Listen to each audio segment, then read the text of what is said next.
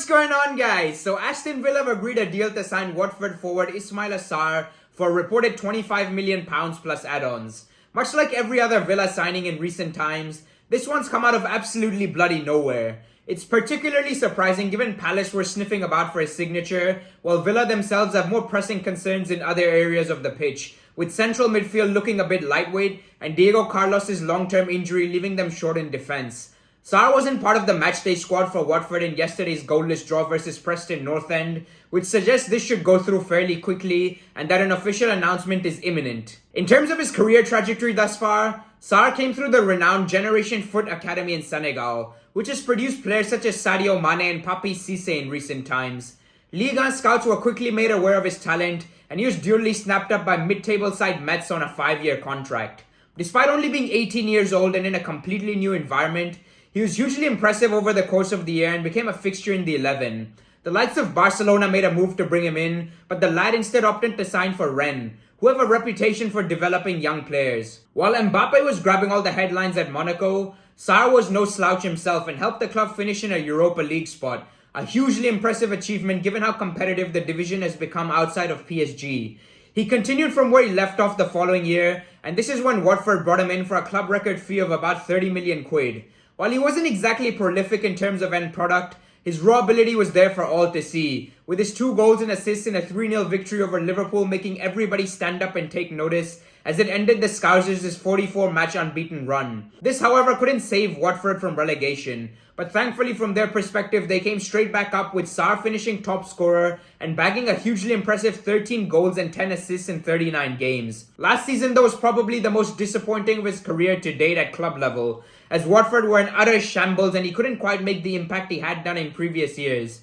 That being said, he did win his country's first ever AFCON, and for that alone will go down in Senegalese history. He started this current season like a house on fire and has arguably already wrapped up the Goal of the Season award with a finish from the halfway line versus West Brom. It's not the first time he's likely to win that accolade either, having been awarded with the best goal in the Europa League back in 2019 too. So those at Villa Park should expect moments of magic on occasion moving forward. Moving on to his style of play, Sarr is very much a modern day attacker as he can play across the entire front three, although favours operating from the right flank. This helps stretch the pitch, as shown by the graphic on screen, and gives his teammates an option to quickly switch play with a cross-field diagonal pass. His direct approach is a breath of fresh air as he looks to send in crosses at any opportunity he can, or conversely make runs to the far post when an attack is being built from the left-hand side, leaving the opposition fullback completely blindsided as a result. Depending on the game plan, Sarr can also be found moving centrally in order to play on the shoulder of centre-halves before making a brilliantly well-timed run-in behind, which often leads to a one-on-one opportunity as no one's catching him in a foot race. In fact, Ben Foster went as far as to say that this fella might be the fastest player he's ever seen from a standing start, and that's a big claim to be making considering he's played for Man United in their pomp. Although his finishing can be erratic at times, his sheer pace and confidence in possession makes him a handful for any side he's up against. You might think to yourself at times that he's taking a very heavy first touch, but this is highly deceptive and precisely how he draws in defenders before either skipping past them or being brought down to win a penalty or free kick. His physicality and explosiveness are a nightmare to face in transition as well, which is precisely why he's such an effective big game player.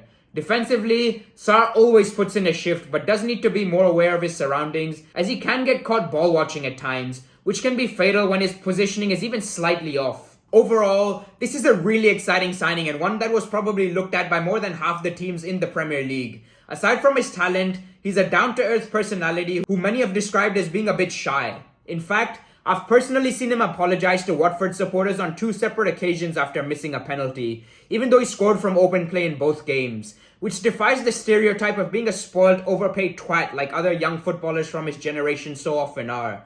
I'm looking forward to seeing him in action and have high hopes that he'll go on to become a player who consistently contributes in the final third. He'll likely find himself on the bench to begin with, but I back him to become a starter within a few weeks after some explosive cameos as a substitute.